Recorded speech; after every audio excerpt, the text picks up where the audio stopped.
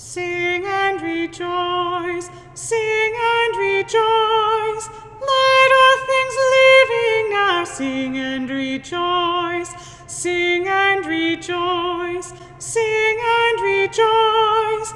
Let all things living now sing and rejoice, sing and rejoice, sing and rejoice, sing and rejoice, sing and rejoice, sing and rejoice, sing and rejoice, sing and rejoice, sing and rejoice, sing and rejoice, let all things living now sing and rejoice.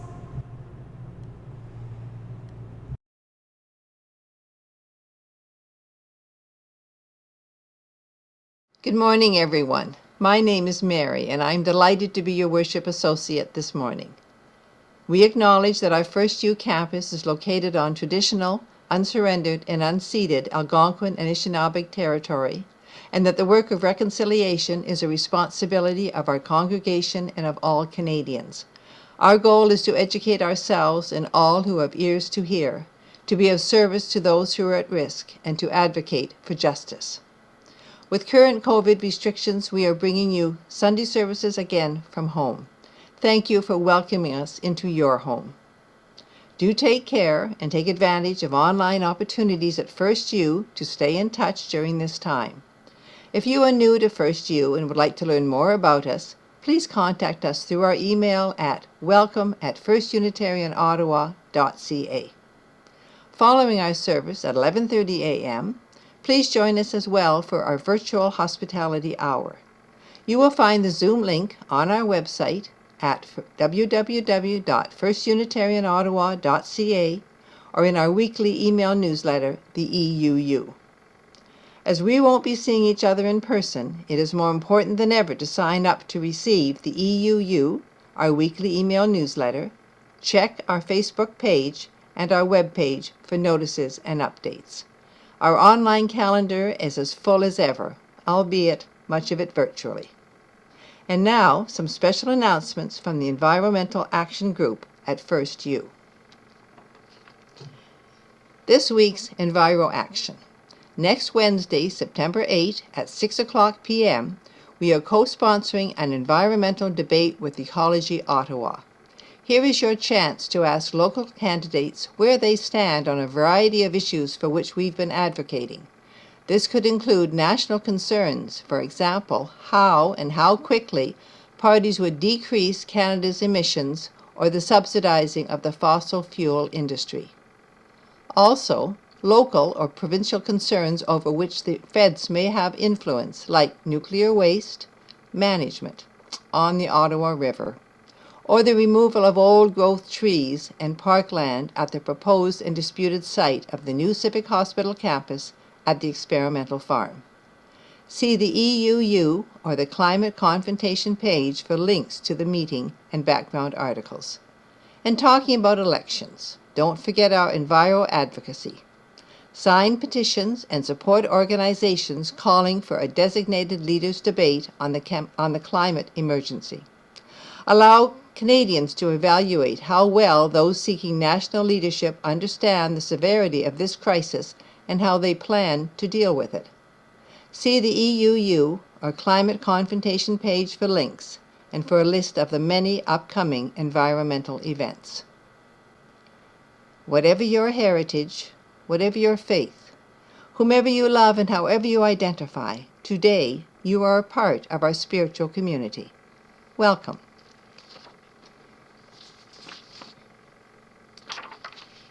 We light our chalice this morning to these words by our guest speaker, the Reverend Fulgence Ndagijimana, When Strangers Meet. When strangers meet, endless possibilities emerge. New experiences, new ways of understanding, and new ways of taking action. When strangers meet, each pays special attention to the other. Each is called to serve something larger than the self. Today, this morning, let's light the chalice for openness, for willingness to grow, for rich curiosity, and for common purpose. I will now light the chalice.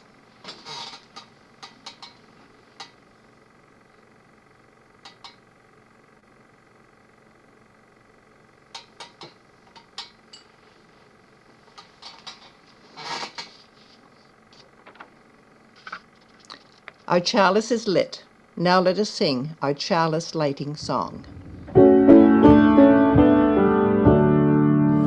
Chalice, chalice, burning bright, help remind us with your light of how we'd like to live each day, with love and truth helping lead the way.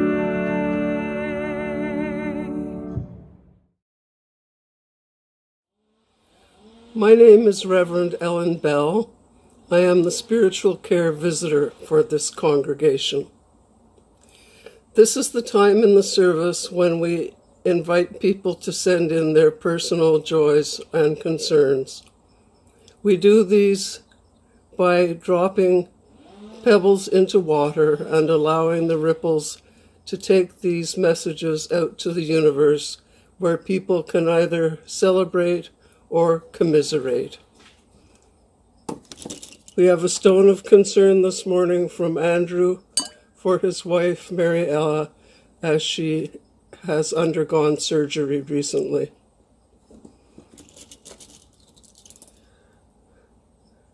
Another stone of concern for the victims of Hurricane Ida, which wreaked havoc in New Orleans and in Louisiana, and then moved up the coast and created a terrible, terrible mess and situation in New York, Connecticut, and surrounding states. We think of all those victims and hope everybody is okay. Unfortunately, still another stone of sorrow for the folks in Afghanistan. May peace come to their lives soon. And although it's kind of dropped out of the headlines recently, we know the people in Haiti are still suffering. And a stone of joy, we wish our Jewish friends a very joyful and peaceful Happy New Year. And one last stone for all the joys and sorrows kept in our hearts. We will now have a moment of silence.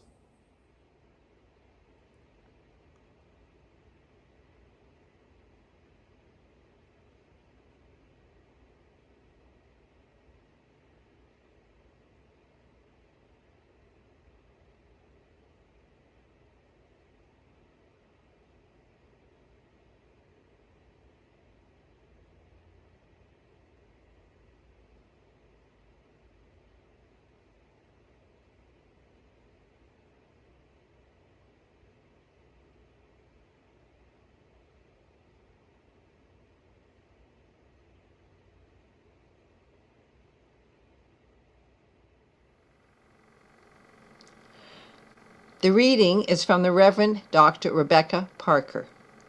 What will you do with your gifts? Choose to bless the world. The choice to bless the world is more than an act of will, a moving forward into the world with the intention to do good.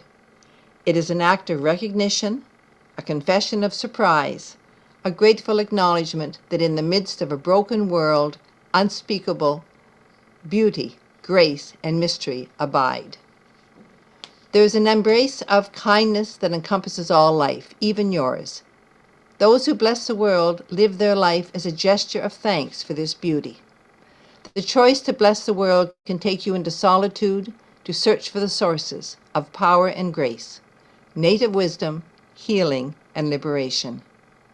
More, the choice will draw you into community, the endeavors shared, the heritage passed on, the companionship of struggle, the importance of keeping faith, the life of ritual and praise, the comfort of human friendship, the company of earth, the course of life welcoming you. None of us alone can save the world.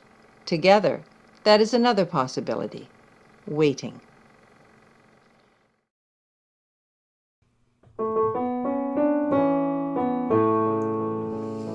Come sing a song with me. Come sing a song with me. Come sing a song with me. me, that I might know your mind. And I'll bring you hope when hope is hard to find. And I'll bring a song of love and a rose in the winter time. Come dream a dream with me. Come dream a dream with me. Come dream a dream with me, that I might know your mind. And I'll bring you hope when hope is hard to find. And I'll bring a song of love and a rose in the winter time. Come walk in rain with me. Come walk in rain with me. Come walk in rain with me, that I might know your mind. And I'll bring you hope when hope is hard to find. And I'll bring a song of love and a rose in the winter time. Come share a rose with me. Come share a rose with me. Come share a rose with me, that I might know your mind. And I'll bring you hope when hope is hard to find. And I'll bring a song of love and a rose in the winter time.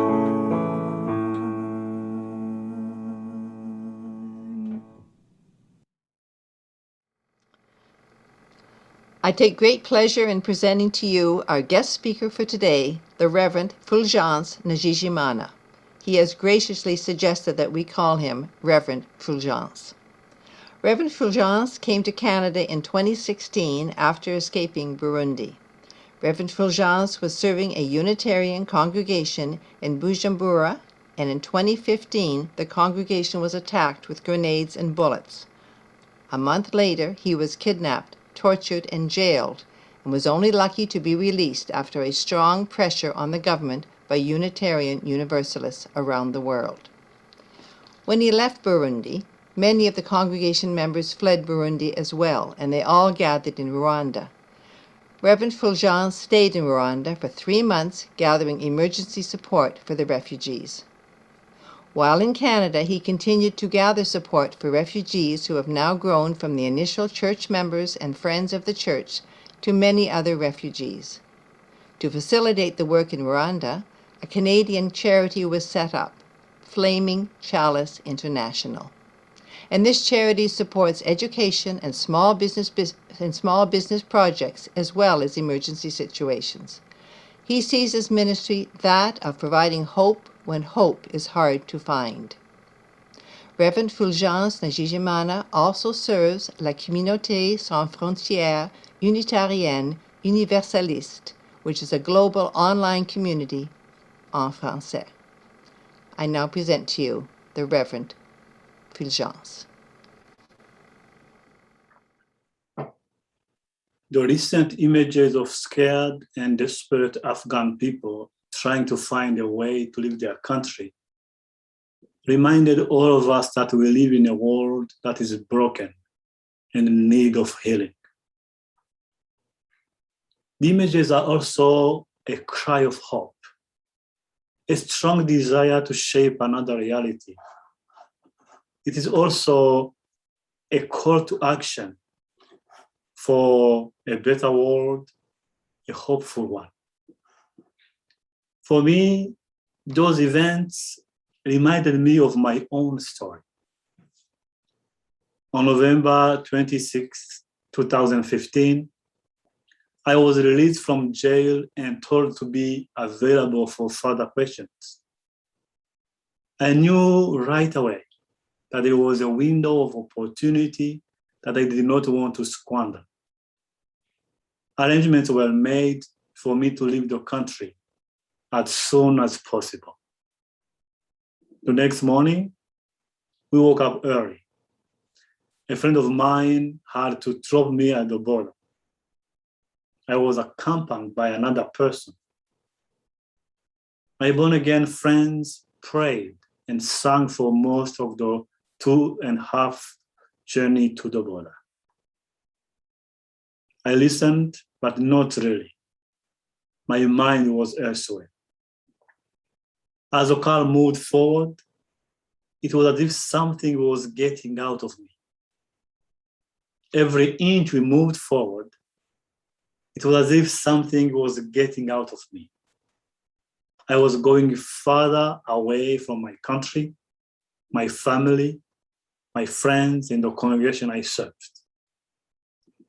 On the way, there were many stops. We were stopped only twice. My friend and I were wearing suits, and the Bible on the car dashboard did not attract any suspicion, so we let go. I crossed the border and they went back. But it was only a beginning of what will be a long journey, which still continues today. From the other side, I looked back and I cried. I remember the refugees I had walked with for several years prior to that day. I had welcomed them as they came back home after 30 years of exile. The idea that I was one of them now was unbearable. From that day on, I was like them. As I crossed the border, I had no idea when or whether I would ever go back. Yes, I was safe on the other side. I could make phone calls, I could have online meetings, and I had some sort of life again. It was a new life under new circumstances without my usual anchors. That night, it occurred to me that I had an important decision to make. I could choose to be a victim, to be angry and to hate, or I could choose to do something and be part of a new enterprise. I decided I wanted to be part of a new chapter that my life was opening. A life lived through service of others. You see, I owed my life to those who had saved me. And I was ready, I thought, to help others too. Being a refugee was true for many millions around the world. I was not the first to make a potentially one-way trip out of my country. And I was certainly not the first to suffer loss and some emptiness. After almost 10 days expecting to be killed every day, the shock was actually gone. And the time in jail played a role in calming the initial anxiety. And then, all of a sudden, an opportunity to not worry about myself and my being in exile presented itself. People needed my help. People needed my voice and my presence. People from my congregation started to leave the country. Some needed help to cross the border. And I became involved in what became an almost full-time job. As we arranged shelter and the other basic needs, it quickly became quite clear that we were in for the long haul. 6 years on, the losses are still real. Some have lost family members and could not be with them. And the refugees are still waiting in exile. But during that time, we have learned a lot. We have grown a lot. Canadian Unitarian Universalists and many from this congregation, the First Unitarian Congregation of Ottawa, have been supporting our work ever since. I like to tell people that the experience of being a refugee transforms people, or at least it has transformed me. The way I look at conflicts is very different. The way I look at life is very different. I know that sometimes out of desperation, violence is chosen as a way out, and people often found out that the cure is worse than the problem. And on this, I agree with Hannah Arendt that violence sows the seeds of even more violence. And because it becomes the way problems are solved after, the situation actually can get even worse. I was lucky to flee in different conditions, relatively good conditions. Many take the long journey, walking long distances with stuff on their heads, babies on their backs, and fear in their stomach. Many more take risks, including giving up their kids in the hope that they, the kids, will at least be saved. Once in a secure place, the most romantic experience is missing friends and family. And this, I think, on top of a new culture, is very hard to bear. Finding oneself in a country, although secure, with no friends and relatives is challenging. Refugees feel uprooted. Everything they worked for, studies, careers, houses, are gone. They have to start from scratch in a foreign country, and often in a foreign language. In the words of a Rwandan novelist, Robert Tete, in her novel Barefoot in Germany, she says that many refugees have a place in the country, but not in the society.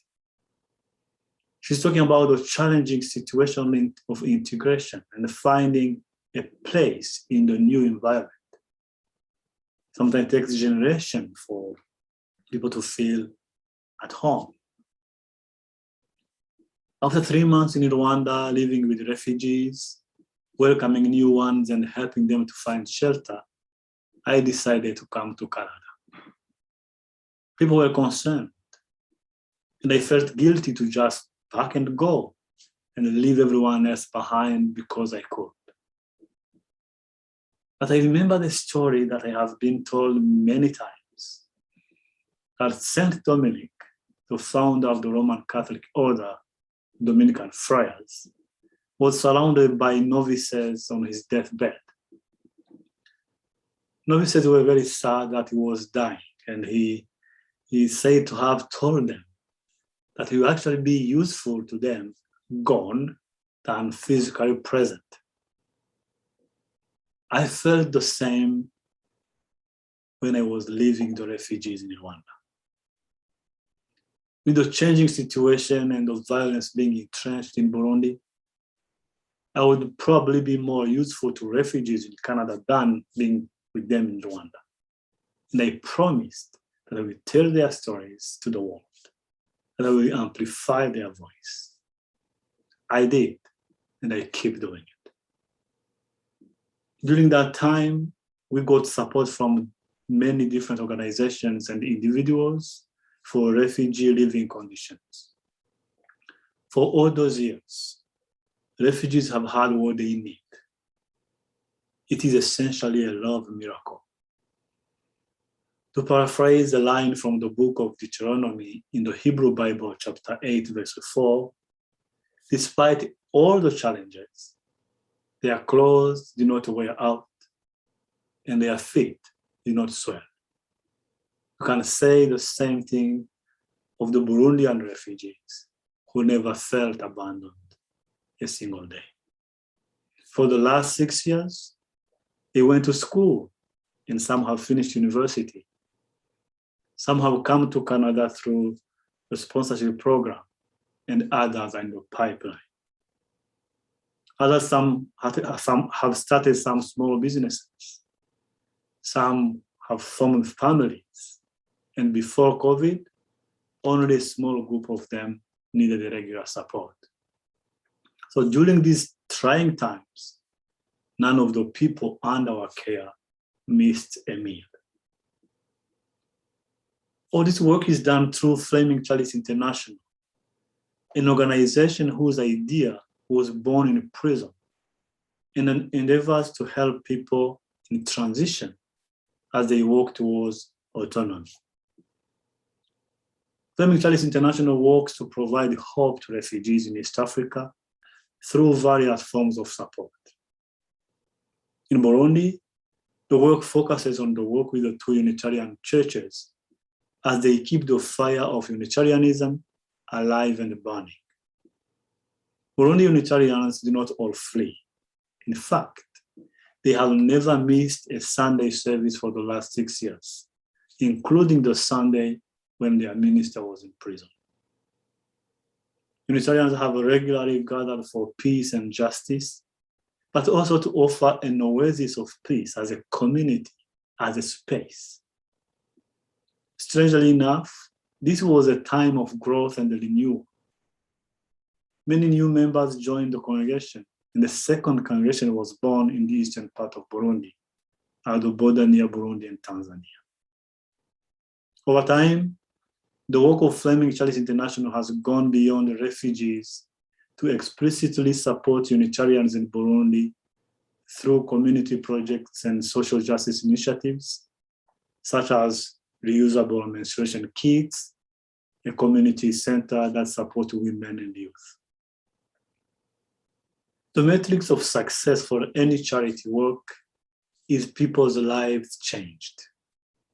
Not big budgets, not buildings, but lives that were on the brink of being lost and have been found.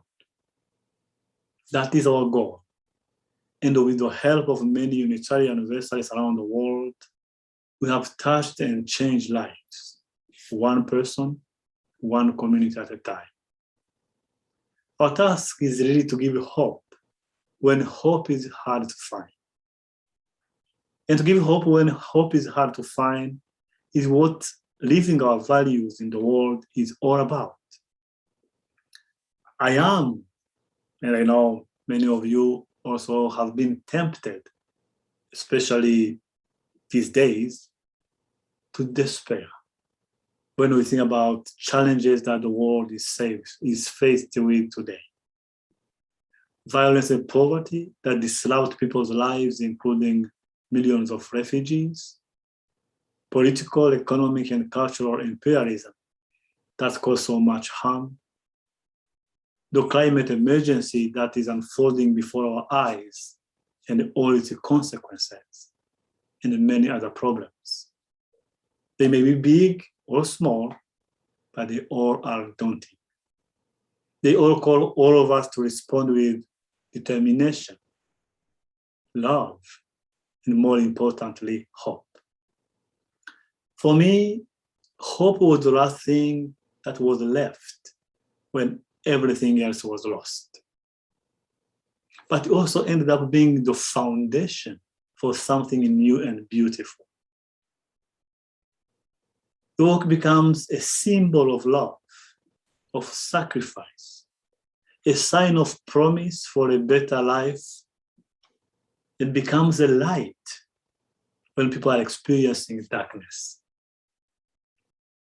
We give hope because we strongly believe that it is an expression of love, and hope, we know, resists.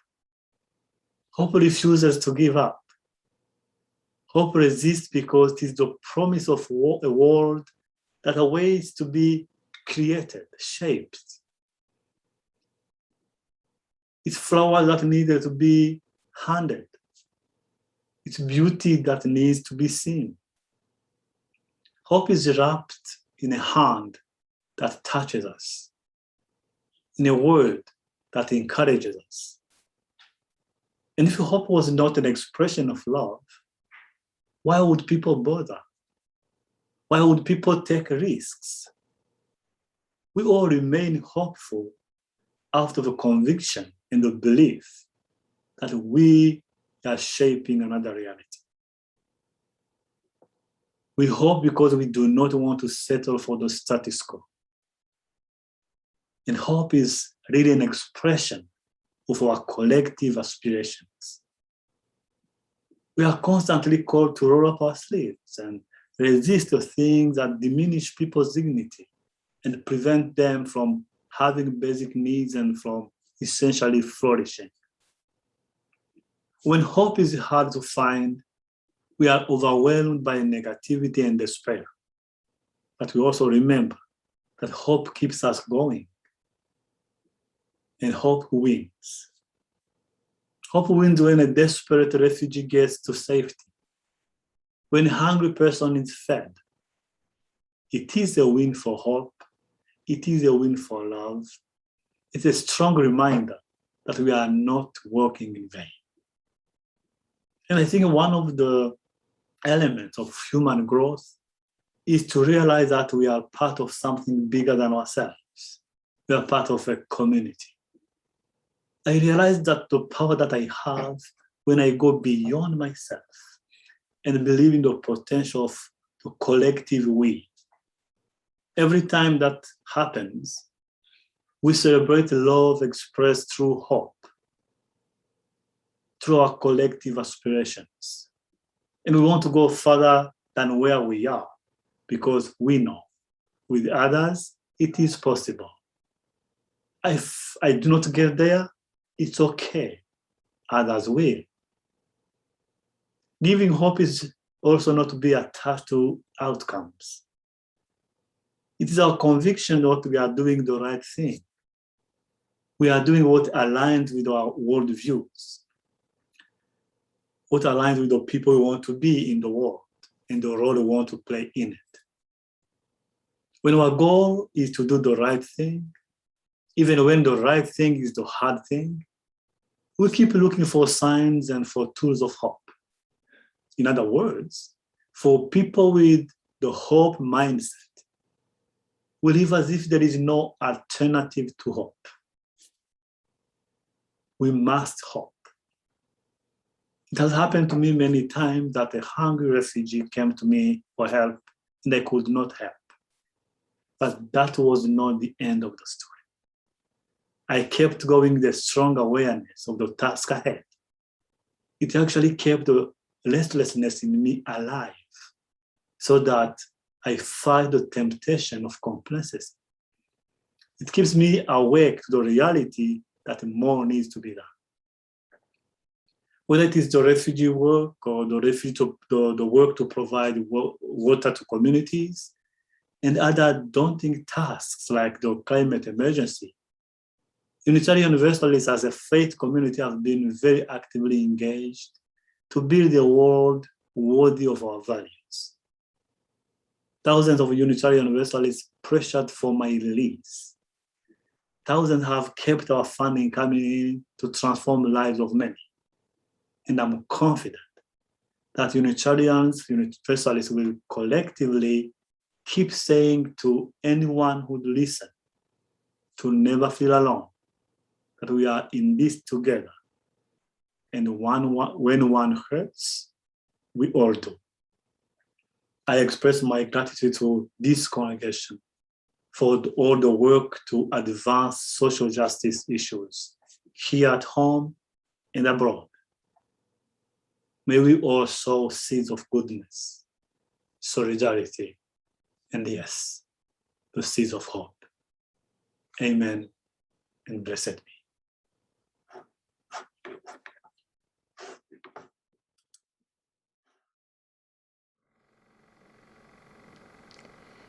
This is the time in our service that we usually accept the offering. You may go to our website or contact our finance manager to find out how you might keep up with your pledge or make a donation during these very unusual times. We give these gifts freely. We receive these gifts gratefully. We dedicate these gifts to the work of the congregation, serving human wholeness, caring for the planet, upholding religious freedom, welcoming the stranger, loving one another. May your life be as a song, resounding with the dawn, to sing with the light and softly serenade the stars, ever dancing dancing circles in the light. May your life be as a song, resounding with the dawn to sing with the light, resounding with the dawn to sing with the light, resounding with the dawn to sing with the light, resounding with the dawn to sing with the light, ever dancing serenade the stars, ever dancing circles in the night.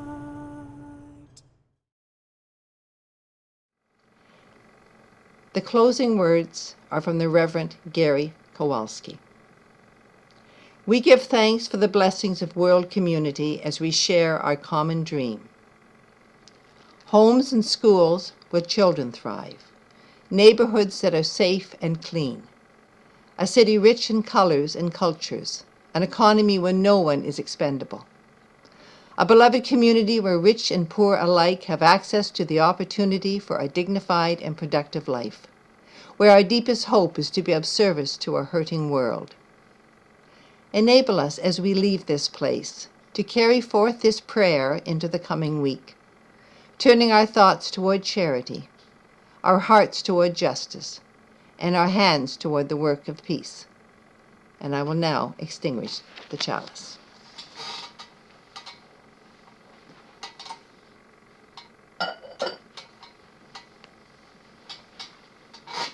Please join in singing Spirit of Life.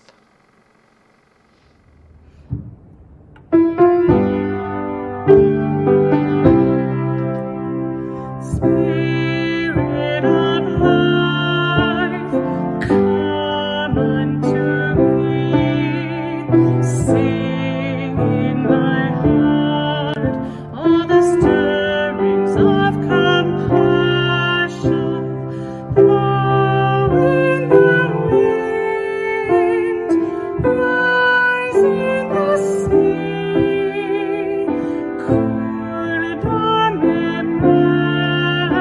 Fides mare gestis, tenerim siaram potla, sois divine, fill them all, fill them all.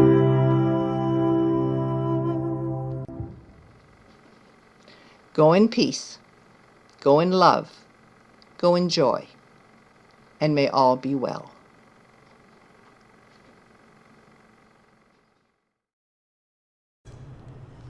Sing and rejoice, sing and rejoice. Let all things living now sing and rejoice, sing and rejoice, sing and rejoice, sing and rejoice, sing